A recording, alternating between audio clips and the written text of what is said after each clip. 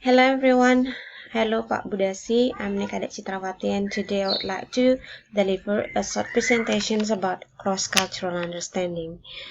Well everybody, talking about cross-cultural understanding, there are three terms that occur in our mind. The first one is culture, and then the second one is language, and the third one is intercultural communications.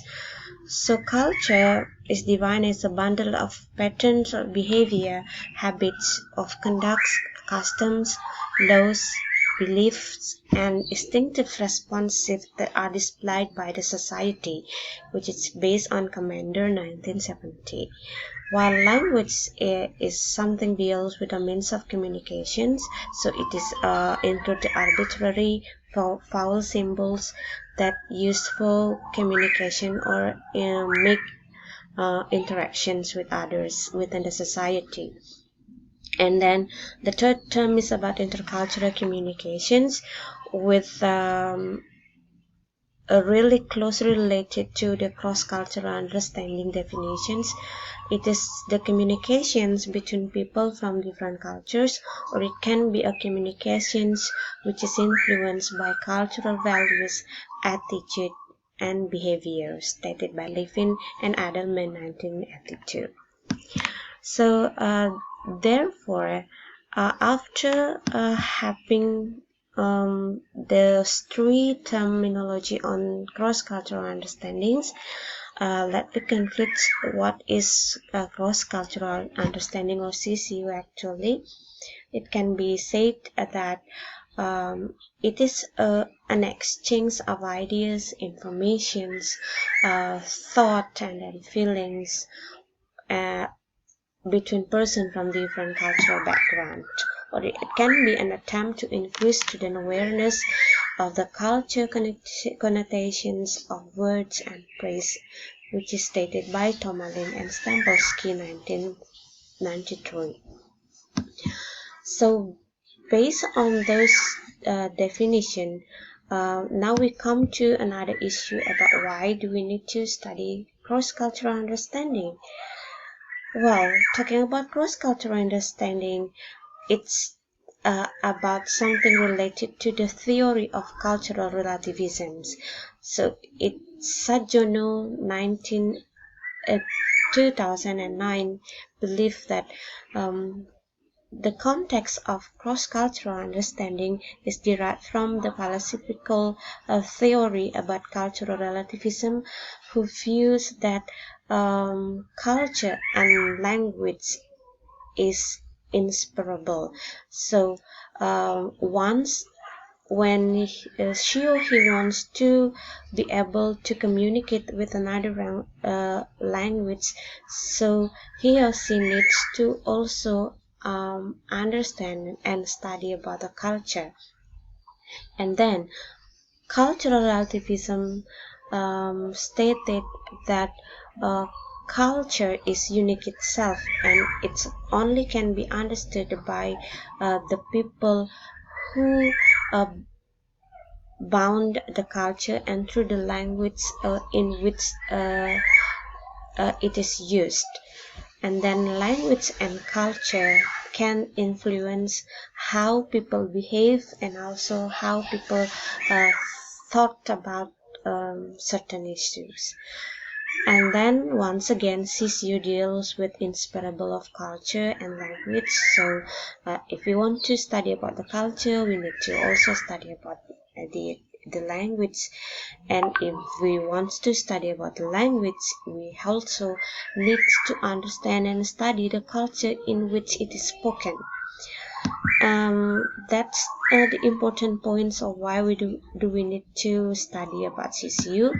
And therefore it also supported by Saules and Abe in 1997 in page 24, that suggests that learning to speak another language is also learning how to change our way of looking of the world and our way of thinking and interacting.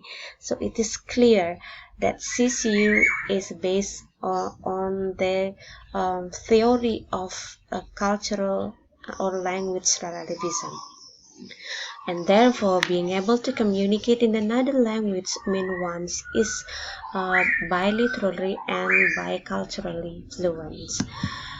And then the next issue that I would like to propose in this session is that the aim of CCU. So the aim of CCU, which is mentioned by Sarjono, is that the first one is to help the student to develop an understanding about the fact that all people exhibit culturally conditioned behavior. And then the next aim of why we need to study or learn about cross-cultural understanding is that to help the student to develop and understand that social variables such as age and then sex, social class, and place of residence influence the way in which people speak and behave. And the next aim of CCU is that to help the student become more aware of conventional behavior in common situation in the target culture, and then to help students to increase their awareness of the cultural connotations of words and phrases in the target language, and then to help students to develop their ability to evaluate and refine generalizations about the target culture. And then the next aim of cross-cultural understanding is that to help students to develop the necessary skills to locate and organize information about the target culture. And the last one is to stimulate student intellectual curiosity about the target culture and to encourage empathy toward its peoples. So once again, it is clear the context of cross-cultural understanding is closely related to the theory of cultural and languageral divisions, that language and culture is inseparable. So when we need to study foreign language, we need also to study the culture and vice versa. And then the next issue that I would like to propose in my discussions is who need to study cross-cultural understanding. So who is very eligible to study about cross-cultural understanding. Let's view it one by one. So the first one is for those who are going to become teachers of English. So English teacher needs to study about cross-cultural understanding, because besides being able to communicate with the target language, in order to make it clear and of how to teach it, and also to clarify the other meanings or contextual meanings of the language, we need to study cross-cultural understanding.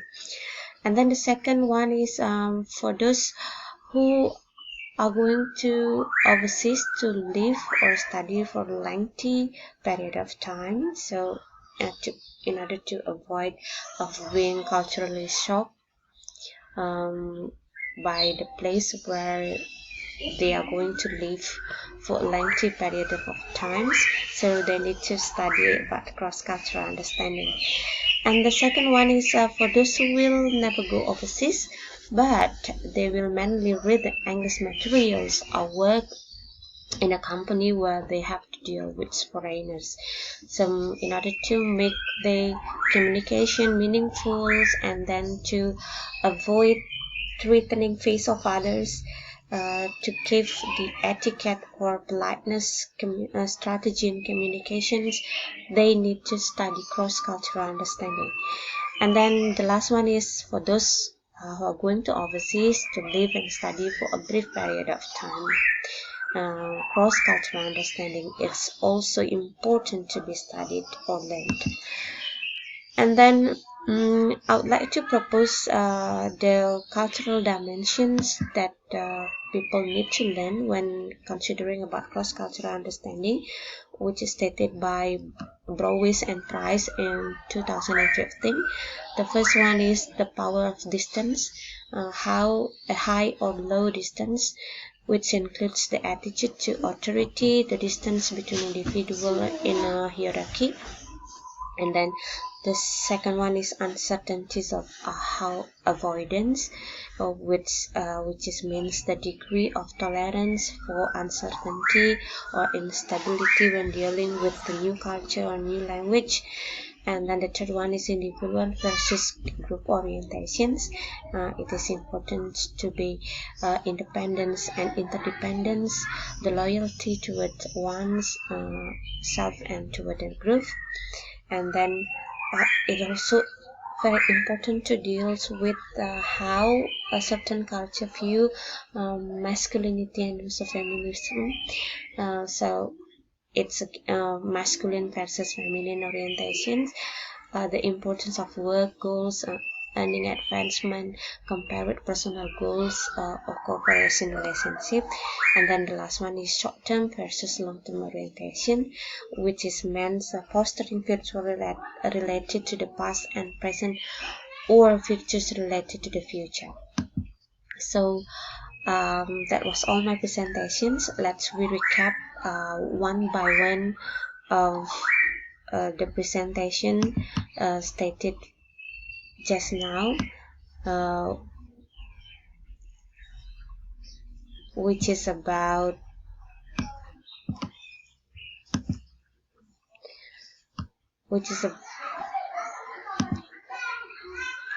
okay. The recap number one is about the CCU is a matter of cultural relativism, which state the interdependence or the correlation between culture and also the language. And then recap number two is the culture and language is inseparable. So when one wants to study about a foreign language, they also need to study about the culture. And then the recap number three is to communicate means to be cultural and linguistically fluent. And there are 5 dimensions of culture that people need to learn and consensus when studying about foreign or cross-cultural understanding. So that was all my presentation. Thanks for watching and goodbye.